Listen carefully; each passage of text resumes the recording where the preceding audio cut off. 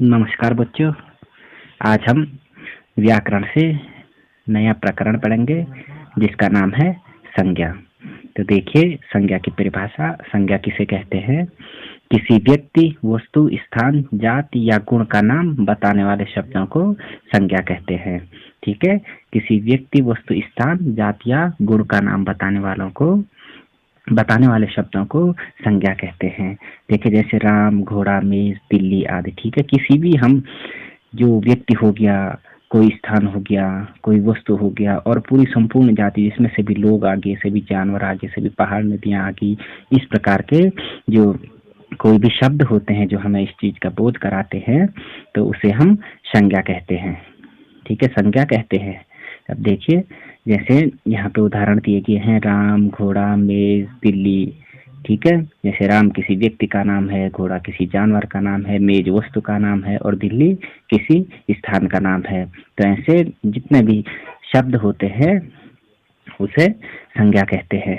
ठीक है, तो देखिए, यहाँ ध्यान देने वाली बात यह है कि संज्ञा में वस्तु के अंतर्गत सभी पशु, पक्षी, त्योहार, धर्म, दिनों के नाम भी आ जाते हैं। ठीक है, ध्यान देने वाली बात क्या है कि संज्ञा में वस्तु के अंतर्गत सभी पशु, पक्षी, त्योहार, धर्म, दिनों के नाम भी आ जाते हैं। ठीक है, तो अब देखते हैं संज्ञा के भेद। संज्ञा के 5 भेद होते हैं। नंबर 1 है व्यक्तिगत वाचक संज्ञा, दूसरा है जातिवाचक संज्ञा, तीसरा है भाववाचक संज्ञा, चौथा है समुदायवाचक संज्ञा और 5वां है द्रव्यवाचक संज्ञा।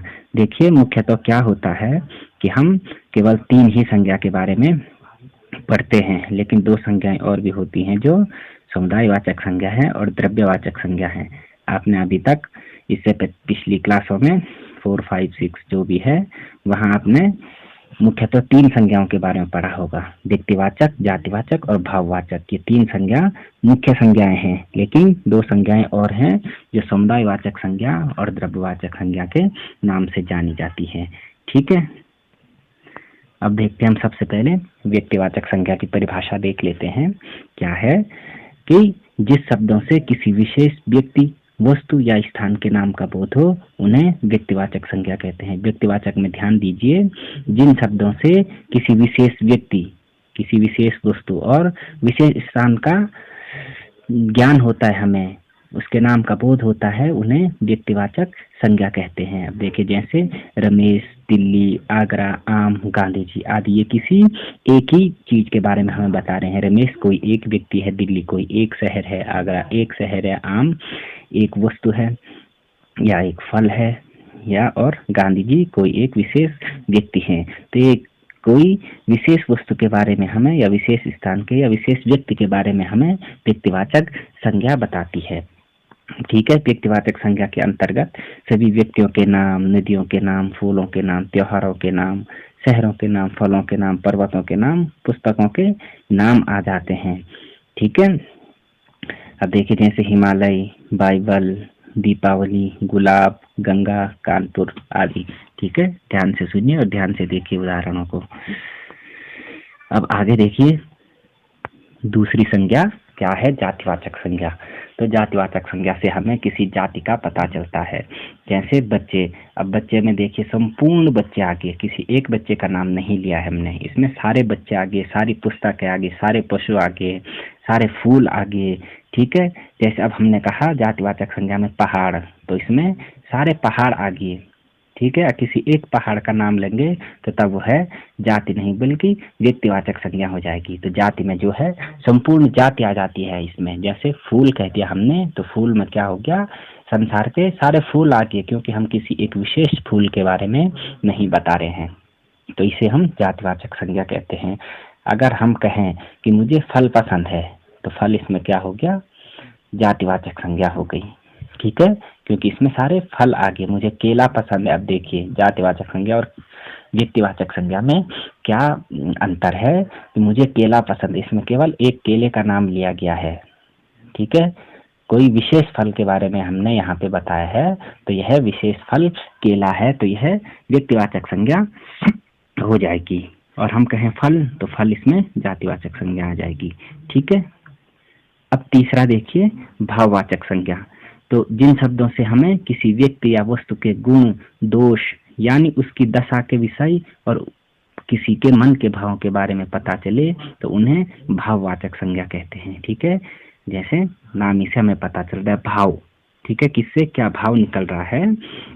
तो जिन शब्दों से हमें किसी व्यक्ति या वस्तु के गुण, दोष यानी उसकी दशा के विषय में और किसी के मन के भावों के बारे में पता चले तो उन्हें हम भाववाचक संज्ञा कहते हैं। देखिए, जैसे मिठास हो गई, कड़वाहट हो गई, वीरता, ईमानदारी, खुशी, दुख, बचपन, बुढ़ापा, इस प्रकार के शब्द क्या हो गए, सारे भाववाचक संज्ञा में आ गए। ठीक है, क्योंकि एक भाव को प्रदर्शित कर रहे हैं। कौन सा भाव है? मिठास का भाव है। कौन सा भाव है? दुख का भाव है। ठीक है, तो इस प्रकार की जो जितने भी शब्द हैं वह भाववाचक संज्ञा के अंतर्गत आते हैं। अब देखिए अगली संज्ञा, तीन जो मुख्य संज्ञाएं थी उनके बारे में हमने संक्षिप्त रूप में जान लिया है। अब चौथी संज्ञा देखिए, भाववाचक, ये समूहवाचक संज्ञा। जिन शब्दों से हमें किसी समूह के बारे में पता चलता है वह समूहवाचक संज्ञा कहलाते हैं। जैसे अब झुंड, सभा, सेना, ठीक है, ये सारा क्या है? एक समूह है, एक झुंड बना रखा है किसी ने, तो उस झुंड में क्या है? बहुत सारे लोग हैं। या मान लें एक पशु पक्षियों का झुंड है, इस प्रकार के। और एक सभा है, सभा में बहुत सारे लोग हैं। सेना में बहुत सारे लोग रहते हैं, तो ये लोगों का समूह है। तो इस प्रकार के जो शब्द होते हैं वह सारे समूहवाचक संज्ञा के अंतर्गत आते हैं। ठीक है, ध्यान से सुनिए और समझिए कैसी होती है संज्ञाएं, क्या इनके प्रकार हैं, प्रकारों की परिभाषा। अब चार संज्ञाओं के बाद हमारी आखिरी संज्ञा है द्रव्यवाचक संज्ञा। द्रव्यवाचक संज्ञा किसे कहते हैं ये जान लीजिए। ये संज्ञा हमें किसी द्रव्य या तत्व के बारे में बताती है। ठीक है, यह संज्ञा क्या करती है? किसी द्रव्य या तत्व के बारे में बताती है, जैसे लोहा, सोना, पानी, दूध, घी आदि। ठीक है, इसके उदाहरण क्या हैं? लोहा, सोना, पानी, दूध, घी आदि। दूध, घी, ये क्या आ गया?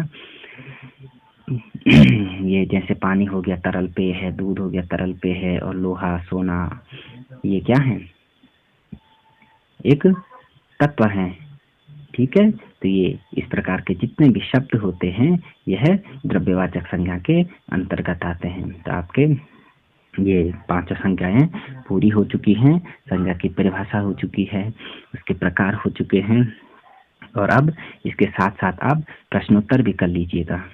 ठीक है, प्रश्नोत्तर हम साथ साथ प्रेषित कर रहे हैं आपको, और वीडियो अच्छे से देखना, प्रश्नोत्तर कर लेना, और जांच है तो हमें प्रेषित कर लेना। ठीक है, अपना ध्यान रखिए और पढ़ाई को अपना पूरा समय दें। धन्यवाद।